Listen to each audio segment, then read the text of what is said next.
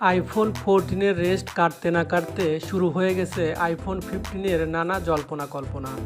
এরই মধ্যে আইফোন 15-এর অনেক তথ্য ফাঁস হয়ে চলেছে এবং এই তথ্যে জানা গেছে আইফোন 15-এ থাকছে না ভলিউম এবং পাওয়ার বাটন, নামেও আছে নতুনত্ব।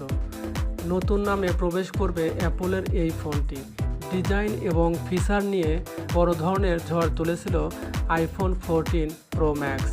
প্রায় এক যুগের বেশি সময় ধরে আধিপত্য বিস্তার করে আসছে এই ফোনটি।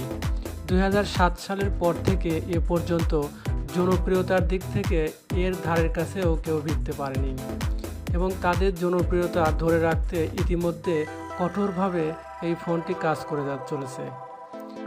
আইফোন ব্যবহারের স্বাদ বদলে দিতে যাচ্ছে আইফোন 15-এর মাধ্যমে, আর এর নামেরও ব্যাপক পরিবর্তন থাকছে।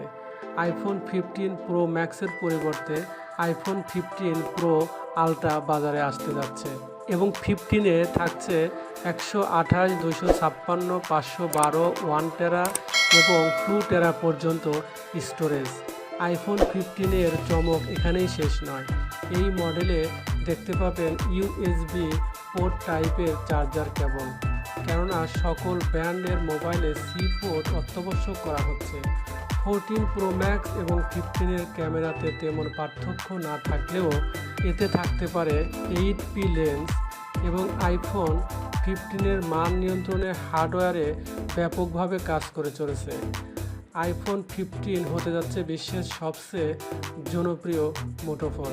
অফিসিয়াল ঘোষণা না আসলেও অ্যাপলের দুজনের বিশ্লেষণে জানা গেছে আইফোন প্রো ম্যাক্স এর পরিবর্তে অ্যাপল নিয়ে আসতে যাচ্ছে iPhone pro max ultra. Apple বিশ্লেষক মার্ক গারমেন্ট বলেন, অ্যাপল সম্ভবত পরবর্তী প্রজন্মের জন্য নাম 15 আলট্রা করতে যাচ্ছেন। বিষয়টি অ্যাপলের জন্য অনেকটা সহজ হবে। তারা ইতিমধ্যে ইঙ্গিত দিয়েছে নাম পরিবর্তনের মাধ্যমে তারা বাজারের সবচেয়ে জনপ্রিয় এবং উন্নত মানের ফোন নিয়ে আসতে যাচ্ছে। চলুন জেনে নেওয়া যাক বাংলাদেশিদের জন্য কত টাকা গুনতে হতে পারে এই আইফোন 15 প্রো আলট্রার জন্য।